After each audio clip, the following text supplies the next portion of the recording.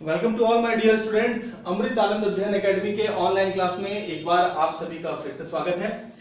Question number 1 और 2 करने के बाद अब एक्सरसाइज 8.1 का क्वेश्चन नंबर 3 आप सभी के सामने है। बहुत ही इजी सवाल है। यदि sin a की वैल्यू 3/4 हो तो cos a और tan a का मान ज्ञात करें। तो जब a के रिस्पेक्ट में वैल्यू दी हुई हो और वैल्यू a के रिस्पेक्ट में ही फाइंड करना हो तो ऐसा सवाल काफी इजी हो जाता है। तो सबसे पहले हम लोग एक समकोण त्रिभुज ड्रॉ कर लेते हैं, क्योंकि हमें पता है कि क्लास 10th में जो भी ट्रिगोनोमेट्री पढ़ते हैं वो फुल्ली बेस्ड होता है राइट एंगल ट्रायंगल पे। तो एक समकोण त्रिभुज यहाँ पर ड्रॉ कर लिए और जिस एंगल के रिस्पेक्ट में वैल्यू फाइंड करना हो, a के रिस्पेक्ट में फाइंड करना है तो a को इस पोजीशन पर रख लेते हैं ताकि थोड़ी आसानी हो जाए इस क्वेश्चन को सॉल्व करने में। b पे 90 डिग्री रख लेंगे ab और यहाँ पर ये वाली वैल्यू c। चलिए, तो चूंकि यहाँ पर अगर a है हमारा तो इस एंगल के रिस्पेक्ट में जो लंब हो जाएगा इसके सामने वाला ये लंब हो जाएगा। ये हो जाएगा हमारा इसका एडजेसेंट साइड आधार और सबसे लंबी भुजा कर्ण। चलिए, तो अब सवाल सॉल्व करते हैं हम लोग। सवाल है हमारा जो वैल्यू दी हुई है since sin a is equal to 3/4 ये वैल्यू दिया हुआ है। तो sin थीटा का सूत्र यहां से लगाते हैं हम लोग। sin थीटा बराबर क्या होता है? sin थीटा बराबर होता है लंब बटे कर्ण। तो उसको यहां पर यूज कर लेते हैं हम लोग, which implies sin a बराबर होता है लंब बटे कर्ण, that is p/h। और इस फिगर में लंब जो है हमारा वो है bc और जो कर्ण है वो है ac। वैल्यू पुट कर लेंगे। BC की वैल्यू देखिए यहाँ पर ये वाला ये 3/4 है ना, ये 3/4 के सामने हो गया। कुछ नहीं किया गया, इस फॉर्मूले को यहाँ पर का रेशियो फॉर्मूला लगा दिया गया sin के लिए और यहाँ पर जो वैल्यू थी वो वाली वैल्यू रख ली गई। तो यहाँ से आप कह सकते हैं कि जो आपका BC आएगा वो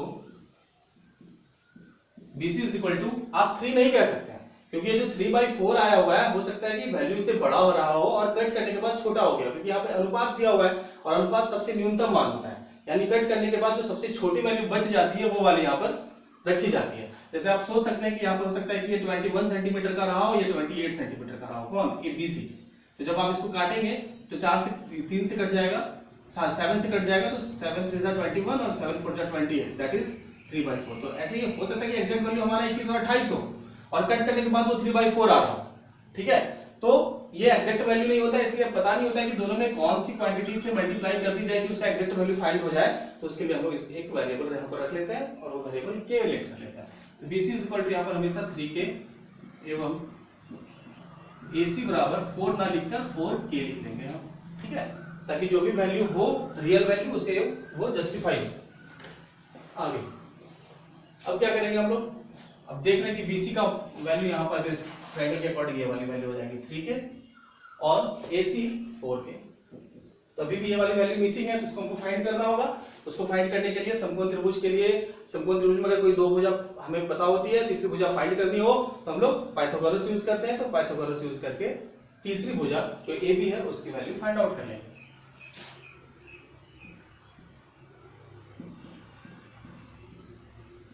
समकोण त्रिभुज ABC में पाइथागोरस यूज करेंगे।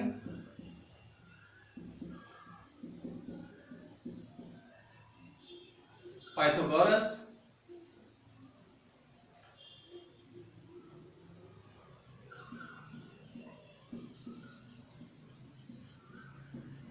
पाइथागोरस प्रमेय है ना। तो हमें पता है पाइथागोरस क्या होता है कि जो कर्ण का वर्ग होता है वो अन्य दो भुजाओं के वर्ग के योग के बराबर होता है। तो अन्य दो भुजाएं कौन कौन सी है? AB और BC। तो AB का स्क्वायर जोड़ BC का स्क्वायर, वैल्यू पुट कर ले रहे हैं।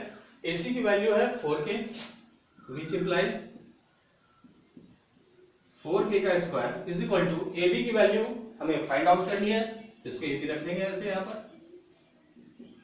BC की वैल्यू 3k, तो ये 3k का स्क्वायर,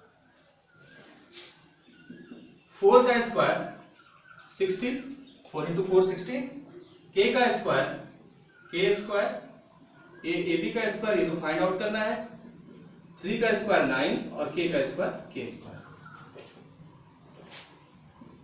अब चूंकि ये वाला और ये वाला सेम वेरिएबल वाला टर्म है तो इसको उठाकर इधर लेते आते हैं, तो ये हो जाएगा 16k² और ये प्लस 9k² इधर आ जाएगा तो ये बनेगा minus 9k² is equal to ab का स्क्वायर। अब देखिएगा यहां से, यानी कि यहां से ab² की वैल्यू फाइंड आउट हो जाएगी। 16k² में से 9k² चला जाएगा तो 7k² बचेगा, तो यहां से हम लिख सकते हैं व्हिच इंप्लाइज ab² की जो वैल्यू आएगी हमारी वो हो जाएगी 16k² minus 9k² that is 7k²। ठीक है, तो यहां से ab² की वैल्यू 7k² आ गई है। अब देखते हैं यहां से, देयरफॉर जब ab² की वैल्यू 7k² है तो हमको फाइंड करना है ab। तो चलिए देखिए यहां से, इधर जो लिखा जा रहा है आप इसको इसके नीचे रखेंगे अपनी कॉपी में।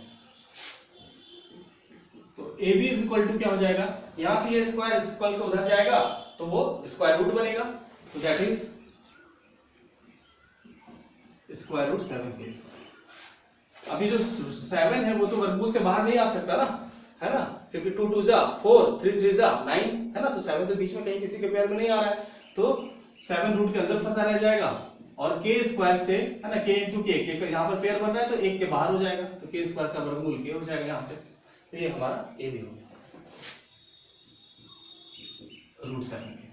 अब जो वैल्यू फाइंड आउट करनी है हम लोगों को, वैल्यू फाइंड आउट कर लेंगे। चलिए देखते हैं, root 7k।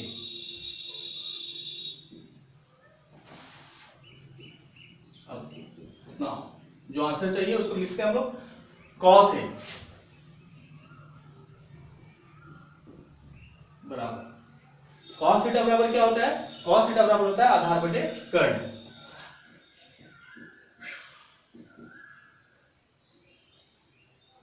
That means b by h। तो चलिए देखते हैं यहां से आधार कौन सा है हमारा, आधार है रूट 7 के, डायरेक्टली वैल्यू आप रूट 7 के यहां पे रख सकते हैं और h की वैल्यू है 4 के, तो रूट 7 के बाई 4 के यहां पर आप डायरेक्ट वैल्यू रख सकते हैं। अगर आपको मन हो तो आप साइड का नाम भी लिख सकते हैं। ठीक है, साइड हमारा है ab,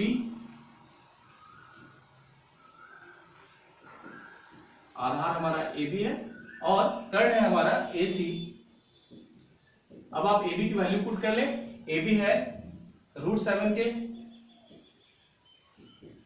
और AC है 4 के, तो यहां से k और k कैंसिल आउट हो गया तो बचा हमारा रूट 7/4। ये हमारा एक आंसर हो गया। चलिए देखिएगा, ये ऑप्शनल है, ये आप इसको रखना चाहे तो रखें, वरना डायरेक्टली ये वैल्यू आप रख सकते हैं।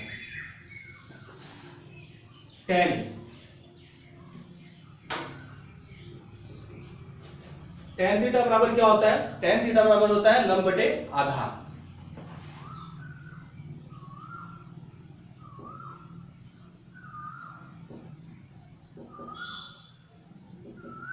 तो लंब बटे आधार, यहां पर लंब कौन सा हो रहा है हमारा BC, आधार कौन सा हो रहा है AB। यहां पर जगह है तो यहीं पर ऐसे ही सॉल्व कर ले रहे हैं। BC की वैल्यू है 3k और AB की वैल्यू है रूट 7 के। ये k और k यहां से फिर से कैंसिल आउट हो गया और ये 3/√7। ये आ गई हमारी वैल्यू tan a के। तो उम्मीद है कि आप लोगों को ये सवाल समझ में आ गया होगा, बहुत ही इजी सवाल था।